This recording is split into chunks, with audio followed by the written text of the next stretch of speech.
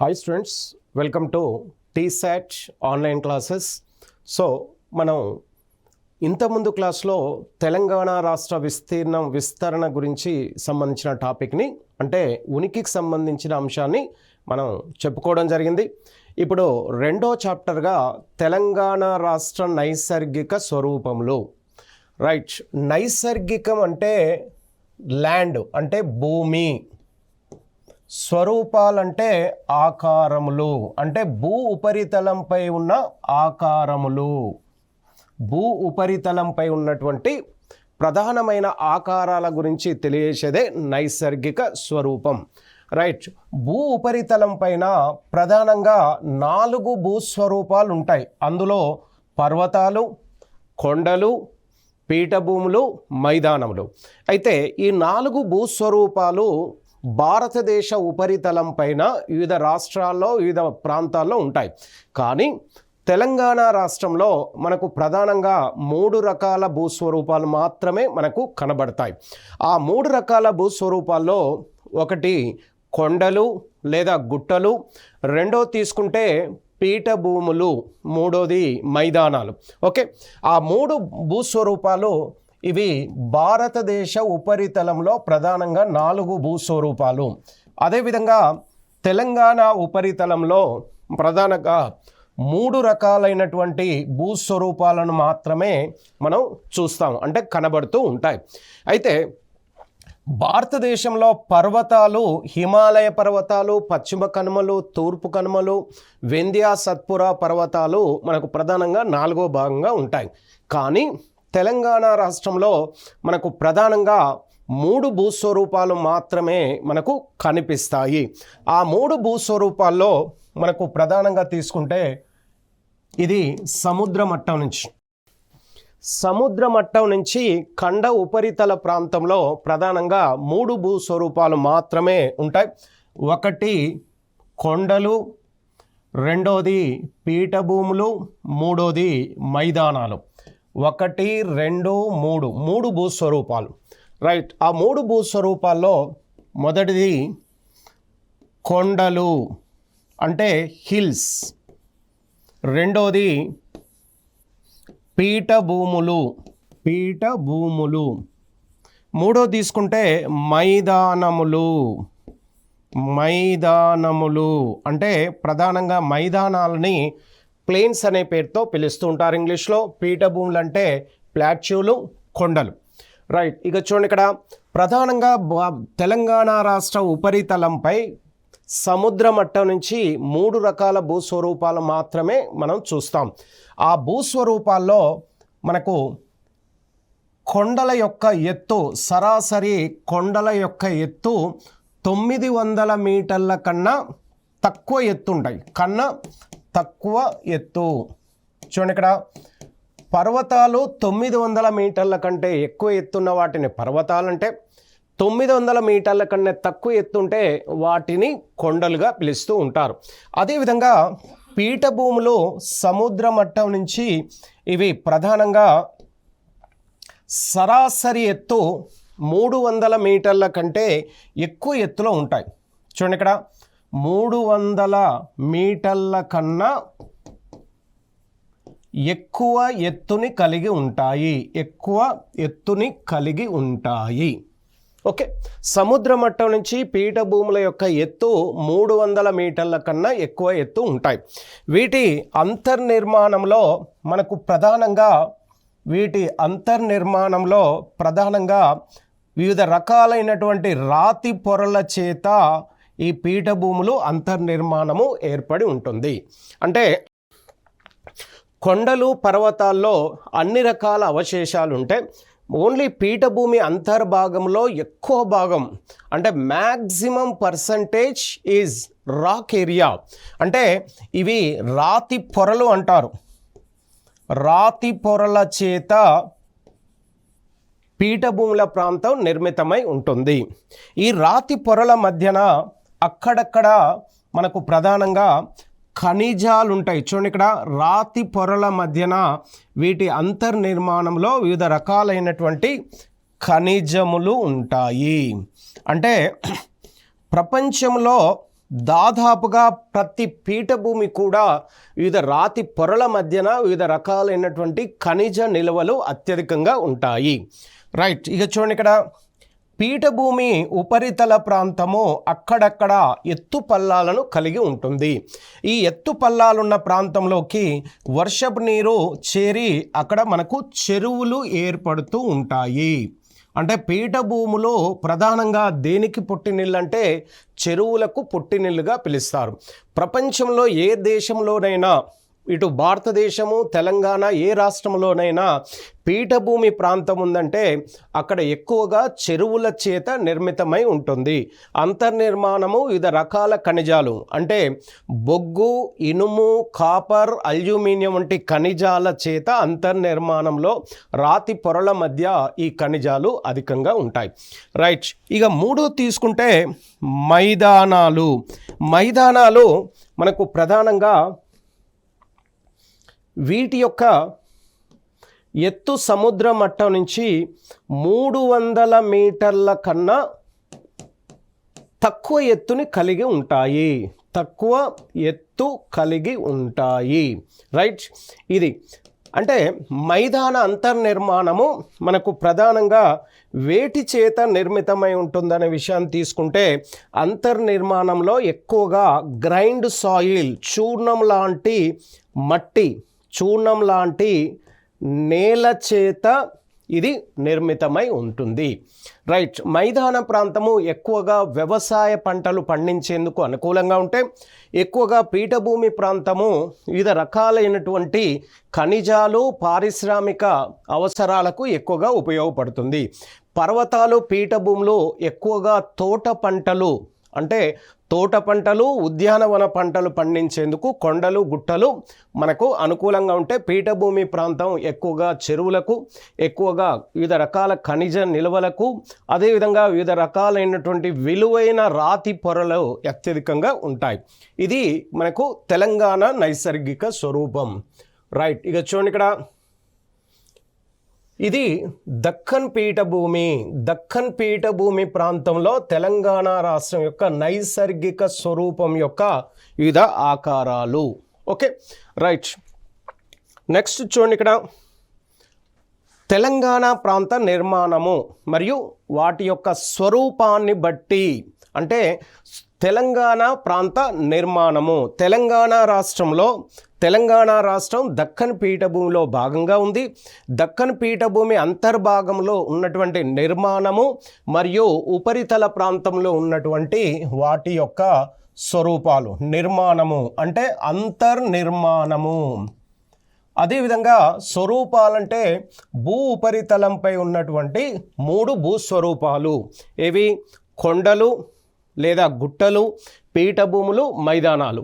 అంటే అంతర్నిర్మాణము, బాహ్య నిర్మాణాల గురించి మనకు ఈ కంటెంట్లో మనకు ప్రధాన అంశంగా ఉంటుంది. రైట్, తెలంగాణ రాష్ట్రాన్ని వాటి యొక్క నిర్మాణము, స్వరూపాన్ని బట్టి 3 ప్రాంతాలుగా విభజించారు. దేని ఆధారంగా? ఆ తెలంగాణ అంతర్నిర్మాణము మరియు ఉపరితలంపై ఉన్నటువంటి భూస్వరూపాలని ఆధారంగా చేసుకొని తెలంగాణ రాష్ట్రాన్ని మళ్ళీ 3 భాగాలుగా విభజించారు.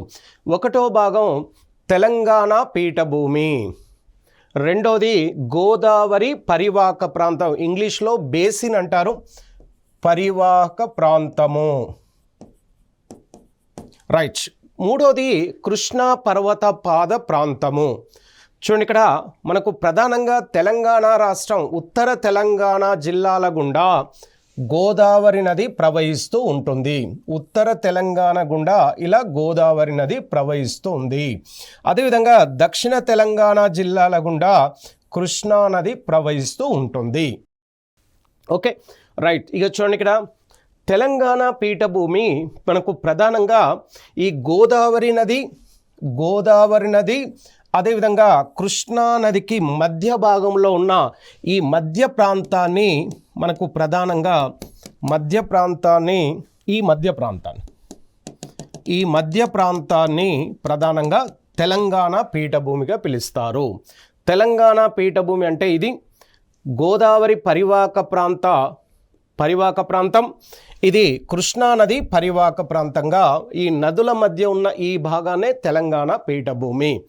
తెలంగాణ పీఠభూమి యొక్క విస్తీర్ణం తీసుకుంటే 59,903 చదరపు కిలోమీటర్ల విస్తీర్ణాన్ని కలిగి ఉంది.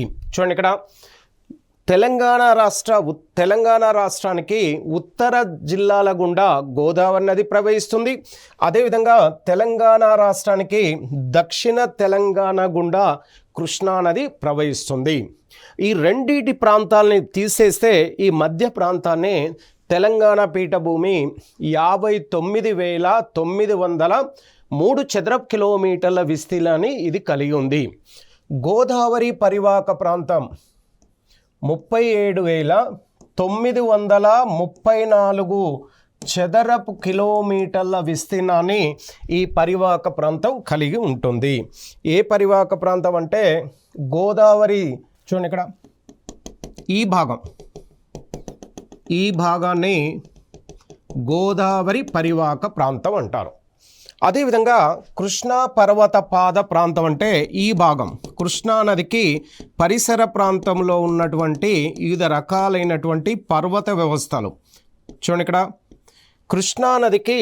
కృష్ణా నది ప్రవాహము వివిధ కొండల మధ్య గుండా వాటి యొక్క ప్రవాహం ఉంటుంది కాబట్టి దీన్ని కృష్ణా పర్వత పాద ప్రాంతం అంటారు. గోదావరి పరివాహక ప్రాంతం చుట్టూ ఎలాంటి కొండలు కానీ గుట్టలు కానీ పీఠ పర్వతాలు కానీ లేవు కాబట్టి ఎక్కువగా గోదావరికి రెండు వైపులా పరివాహక ప్రాంతము అత్యధికంగా ఉంది. కాబట్టి గోదావరి పరివాహక ప్రాంతం కృష్ణానదికి రెండు వైపులా మనకు షాబాద్ కొండలు, అమ్రాబాద్ పీఠభూమి, నల్లమల కొండలు అత్యధికంగా విస్తరించి ఉండడం వలన ఈ కొండల మధ్య నుంచి కృష్ణానది ప్రవాహము మనకు ప్రధానంగా కనబడుతుంది. కాబట్టి ఈ చుట్టూ ఉన్న కొండలు గుట్టలు పీఠభూముల మధ్య గుండా కృష్ణానది ప్రవహిస్తుంది కాబట్టి కృష్ణా పర్వత పాద ప్రాంతము అనే పేరుతో పిలుస్తారు. దీని యొక్క మొత్తం విస్తీర్ణము 14,240 చదరపు కిలోమీటర్ల విస్తీర్ణాన్ని ఇది కలిగి ఉంది. రైట్, ఈ మూడు అతి ప్రధానమైనటువంటి భూభాగాలుగా వీటిని పిలిచారు.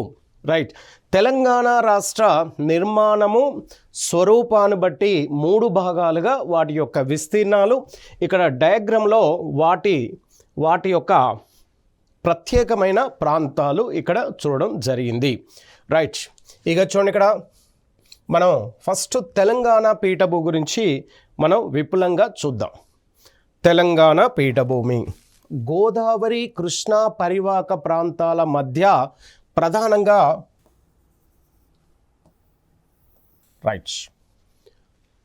తెలంగాణ రాష్ట్రము మనకు పశ్చిమాన 600 మీటర్ల ఎత్తు కలిగింది.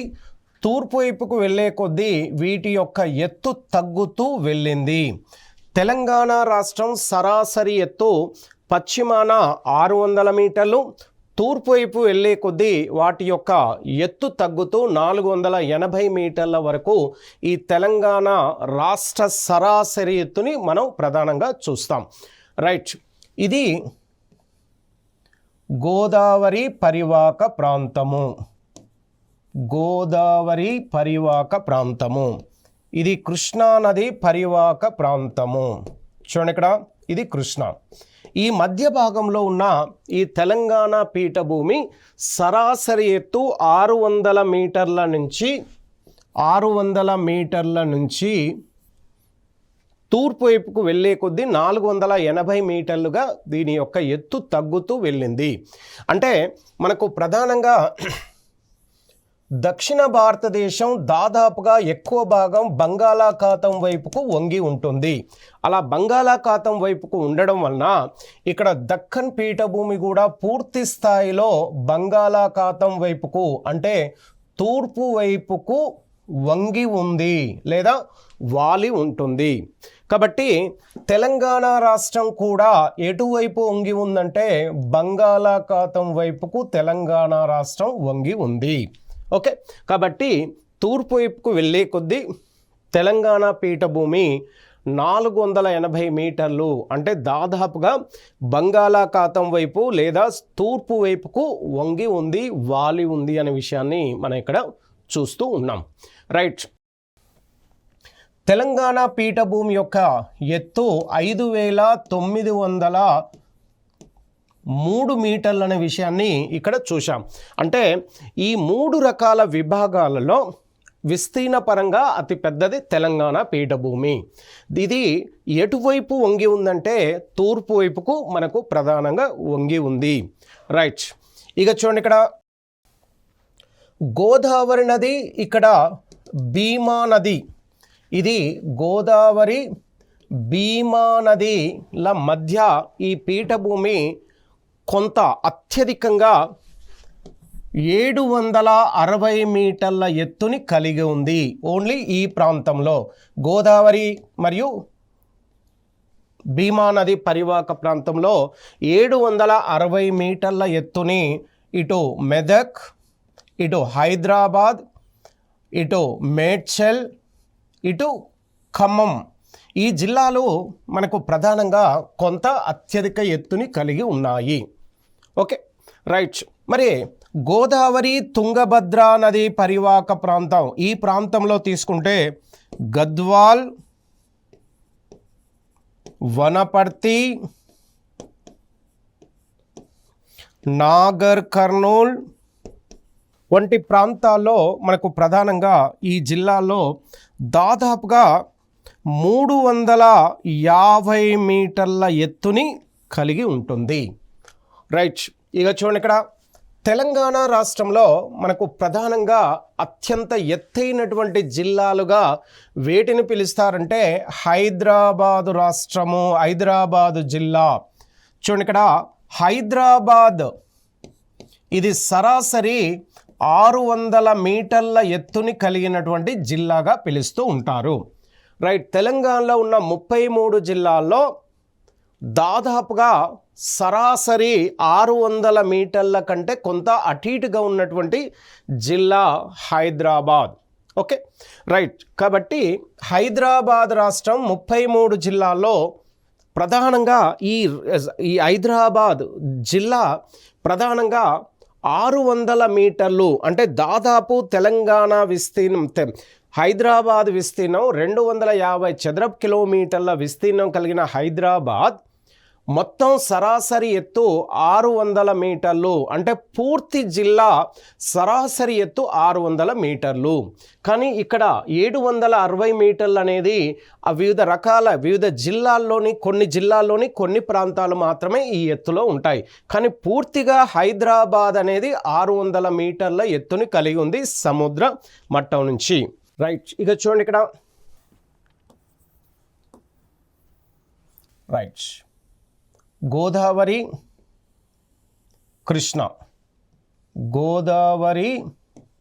కృష్ణా రివర్ల మధ్య ప్రాంతం. ఈ మధ్య ప్రాంతంలో మనకు ప్రధానంగా మిగతా 2 ప్రాంతాలతో పోల్చుకుంటే కొంత ఎక్కువ ఎత్తుని కలిగి ఉంటుంది. ఈ తెలంగాణ పీఠభూమిని, అంటే ఈ ప్రధానంగా ఈ మధ్య భాగాన్ని మళ్ళీ 2 భాగాలుగా విభజించారు. దేని ఆధారంగా దీన్ని మళ్ళీ 2 భాగాలుగా విభజించారు. తెలంగాణ పీఠభూమి ప్రాంతాన్ని, అంటే గోదావరి కృష్ణా పరివాహక ప్రాంతాన్ని తీసేస్తే మిగిలిన తెలంగాణ పీఠభూమి ప్రాంతాన్ని మళ్ళీ 2 భాగాలుగా విభజించారు. రైట్. ఇక చూడండి, ఇక్కడ ఈ భాగాన్ని ఎగువ తెలంగాణ పీఠభూమి అంటారు. ఎగువ తెలంగాణ పీఠభూమి అంటారు. దీన్ని దిగువ తెలంగాణ పీఠభూమి అనే పేరుతో దీన్ని పిలుస్తూ ఉన్నారు. 2 భాగాలుగా మళ్ళీ 2 భాగాలుగా చేయవచ్చు.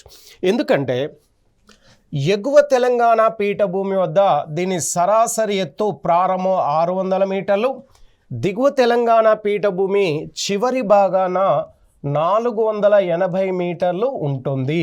ఈ విధంగా ఎత్తుని ఆధారంగా చేసుకుని ఎగువ తెలంగాణ పీఠభూమి, దిగువ తెలంగాణ పీఠభూములుగా 2 భాగాలుగా విభజించారు. రైట్. తెలంగాణ రాష్ట్రంలోనే అత్యంత ఎత్తైన జిల్లా హైదరాబాద్. అత్యంత పల్లంలో ఉన్నటువంటి జిల్లా భద్రాద్రి. భద్రాద్రి ఎక్కువ పల్లంగా ఉండడం వలన గోదావరి నది మరియు దాని యొక్క ఉపనదులన్నీ కూడా భద్రాద్రి నుంచి ఆంధ్రప్రదేశ్ రాష్ట్రంలోకి ప్రవేశిస్తూ ఉన్నాయి. కాబట్టి ఎక్కువగా తూర్పు వైపుకు పల్లం ఉండడం వలన గోదావరి, కృష్ణా నదులు, వాటి యొక్క ఉపనదులు కూడా ఇవన్నీ కూడా ఆంధ్రప్రదేశ్ వైపుకు అనగా బంగాళాఖాతం వైపుకు ప్రవహిస్తూ ఉన్నాయి. రైట్. ఎక్కువ ఎత్తులో ఉన్న ప్రాంతం, ఎక్కువ ఎత్తైన జిల్లా హైదరాబాద్. సరాసరి దీని ఎత్తు 600 మీటర్లు. రైట్. సరాసరి అత్యంత పల్లంలో ఉన్న జిల్లా భద్రాద్రి. రైట్. అంటే తక్కువ ఎత్తుని కలిగి ఉన్నటువంటి జిల్లాగా దీన్ని పిలుస్తారు. రైట్. తెలంగాణ పీఠభూమి ఉపరితలంలో మనకు ప్రధానంగా ఈ గోదావరి పరివాహక ప్రాంతము మరియు కృష్ణా నది పరివాహక ప్రాంతాన్ని తీసేస్తే మిగిలిన ప్రాంతం అంతా మనకు ప్రధానంగా తెలంగాణ పీఠభూమిలోని భాగంగానే మనకు కనబడుతుంది. తెలంగాణ పీఠభూమి ఉపరితల ప్రాంతం అక్కడక్కడ ఎత్తైన కొండలు మరియు గుట్టలు మనకు ప్రధానంగా విస్తరించబడి ఉన్నాయి. రైట్. ఆ ఎత్తైన కొండలు, గుట్టలు వివిధ జిల్లాల్లో మనకు ప్రధానంగా ఉన్నాయి. ఆ కొండల గురించి మనం ఇక్కడ చూద్దాం. చూడండి, ఇక్కడ ఆదిలాబాదులో సత్మలా కొండలు, నిర్మల్ జిల్లాలో నిర్మల్ కొండలు, మహబూబా ఘాట్స్ అనే ఎత్తైన కొండలు ఉన్నాయి. అదేవిధంగా కొమరం భీంలో మనకు ప్రధానంగా అత్యంత ప్రధానమైనటువంటి సిరుపూర్ కొండలు. ఈ కొండల మధ్యన సిరుపూరు కాగితపు మిల్లుని ఏర్పాటు చేశారు. అంటే ఈ విధంగా జిల్లాల వారీగా తెలంగాణ రాష్ట్ర ఉపరితలంలో ఉన్నటువంటి వివిధ కొండలను, గుట్టల్ని మనం ఇప్పుడు నెక్స్ట్ స్లైడ్లో మనం చూద్దాం. రైట్. ఒకటోది ఆదిలాబాద్ జిల్లాలో మనకు ప్రధానంగా సత్మలా కొండలు అంటారు.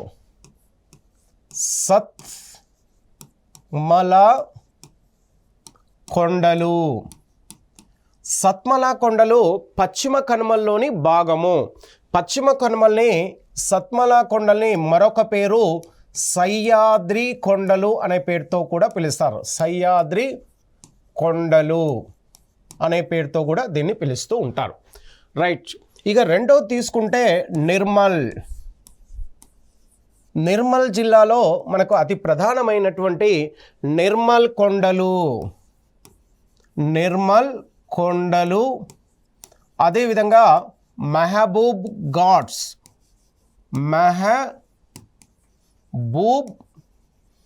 ఘాట్స్ అనే అత్యంత ఎత్తైనటువంటి కొండలు మనకు నిర్మల్లో ఉన్నాయి.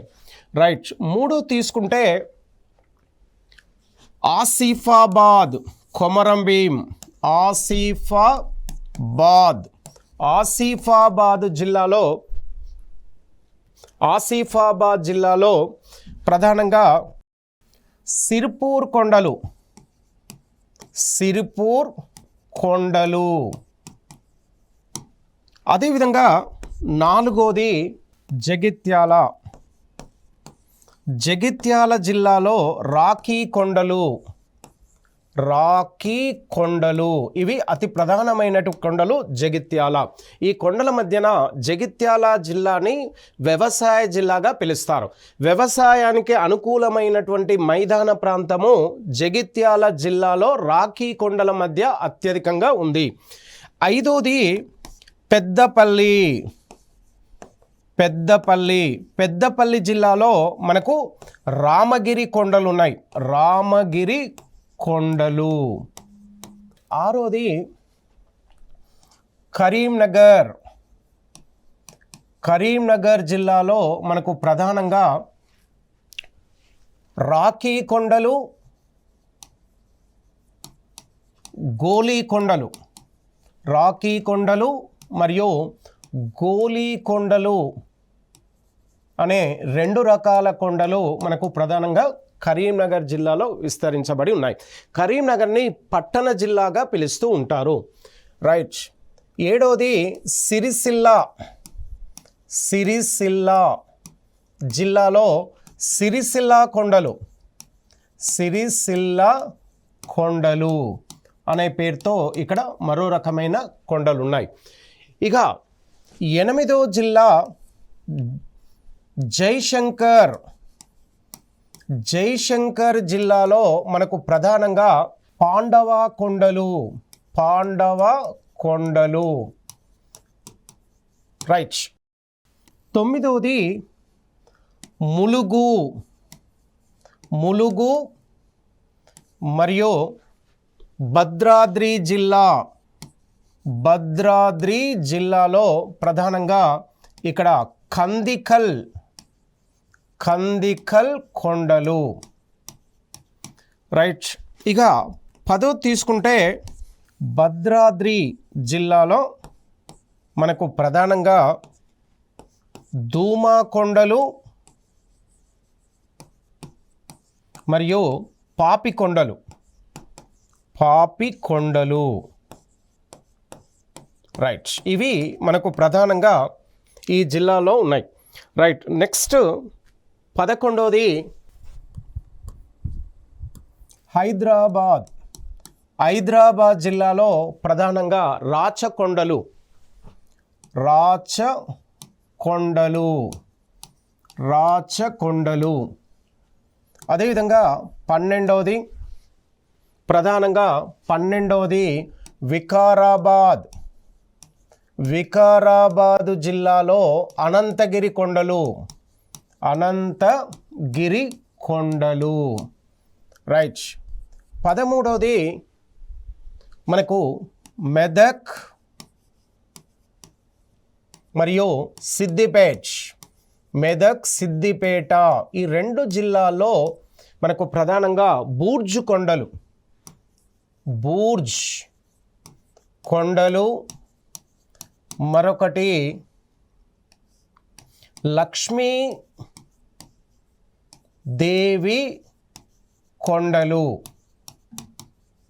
రైట్. 14వది నిజామాబాద్, కామారెడ్డి జిల్లాలో సిర్నాపల్లి కొండలు, సిర్నాపల్లి కొండలు అనే కొండలు ఉన్నాయి. రైట్. 15వది రంగారెడ్డి మరియు యాదాద్రి.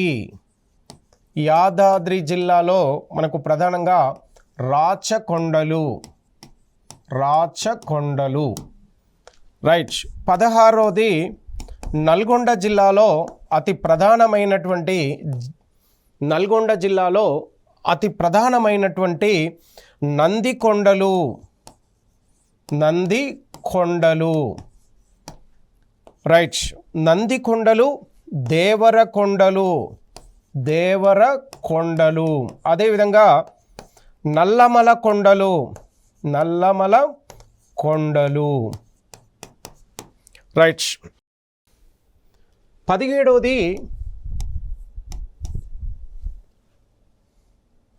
నాగర్ కర్నూల్. నాగర్ కర్నూల్. నాగర్ కర్నూల్ జిల్లాలో నల్లమల కొండలు, నల్లమల కొండలు. రైట్.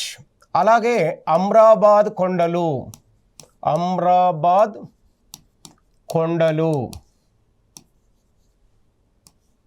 రైట్. షాబాద్ కొండలు.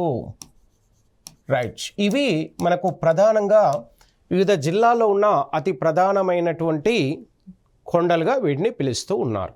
అంటే తెలంగాణ పీఠభూమి అంటే తెలంగాణ రాష్ట్రంలో గోదావరి, కృష్ణా పరివాహక ప్రాంతాల మధ్య ఉన్నటువంటి తెలంగాణ పీఠభూమి ఉపరితలము ఎక్కువగా ఎత్తు పల్లాలను కలిగి ఉండడం వల్ల ఆ ఎత్తైన ప్రాంతాల్లో కొండలు లేదా గుట్టలు అత్యధికంగా విస్తరించబడి ఉండడం వల్ల ఆ కొండల యొక్క వివిధ రకాలైనటువంటి పేర్లు వివిధ జిల్లాల్లో ఉన్న వాటి యొక్క నిర్మాణము.